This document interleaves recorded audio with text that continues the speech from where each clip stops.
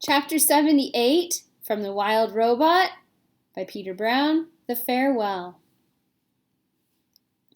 Our robot had an army of animals at her command, and she asked them to bring every robot part and rifle back to the airship. A little piece of hair sticking up. Absolutely everything had to go. It was the only way to be sure that the Ricos would never come back. The island animals had no trouble locating the remains of the dead robots. Retrieving those remains took a bit more effort, but they were up to the challenge. Teams of clever creatures returned the robot parts of different shapes and sizes. Smashed hands and broken rifles and twisted tubes and heavy bodies were all loaded into the ship until the entire island had been cleared. Even the tiniest scraps were collected. It's amazing what an army of animals can do. A light mist was falling when they finally heaved Roz through the ship's doorway. Her head slowly turned around to face the crowd of geese and beavers and owls and insects and foxes and raccoons and vultures and moose and bears and possums and fish and deer and otters and turtles and woodpeckers and squirrels and frogs and hares and on and on. Every animal on the island had come to give the robot a proper send-off. "Goodbye, you wild animals!" Roz's voice echoed into the gray mist. The wild animals smiled, and then a few of them started to roar, then more started to screech, and then more started howling and chirping and grunting. Soon, every creature was hollering goodbye to Roz. The chorus of wild voices grew louder and louder, shaking the robot's body, rattling the ship, booming across the island and up into the clouds, and then their voices gradually died down to silence. Brightbill fluttered up to his mother's shoulder. "You understand why I must leave," said the robot. "I understand," sniffled the goose. "More Ricos could be headed here right now. I just do not know. There's so much I do not know. I think it is time I got some answers." "Will I ever see you again?" said Brightbill, wiping his eyes.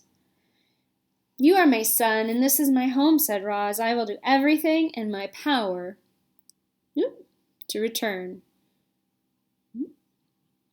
Brightbill hugged his mother's worn face. "I love you, Mama." "I love you, son." The goose fluttered back to his flock. The robot took one last look at her home. The door hummed closed. Chapter 79, The Departure. There's the little airship. The airship's engines automatically fired up. Then the ship slowly floated above the island, turned to the south, and disappeared into the clouds. Chapter 80, The Sky. Our story ends in the sky, where a robot was being whisked away from the only home she had ever known. As Roz sat in the airship, broken and alone, and speeding toward a mysterious future, she looked back at her miraculous past. Reader, it must seem impossible that our robot could have changed so much. Maybe the Ricos were right. Maybe Roz really was defective. And some glitch in her programming had caused her to accidentally become a wild robot. Or maybe Roz was designed to think and learn and change. She had simply done those things better than anyone could have imagined. However it happened, Roz felt lucky to have lived such an amazing life, and every moment had been recorded in her computer brain. Even her earliest memories were perfectly clear. She could still see the sun shining through the gash in her crate. She could still hear the waves crashing against the shore. She could still smell the salt water and the pine trees. Would she ever see and hear and smell those things again? Would she ever climb a mountain or build a lodge or play with a goose? Not just a goose, a son. Brightbill had been Roz's son from the moment she picked up his egg. She had saved him from certain death, and then he had saved her. He was the reason Roz had lived so well for so long, and if she wanted to continue living, if she wanted to be wild again, she needed to be with her family and her friends on the island.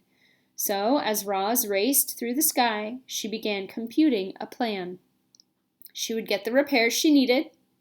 She would escape from her new life. She would find her way back home. And that is the end of The Wild Robot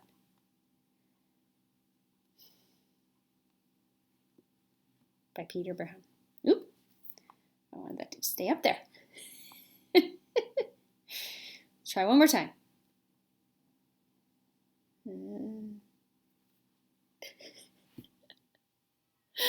Okay. I hope you guys enjoyed the story. Yeah. The Wild Robot by Peter Brown. I wonder what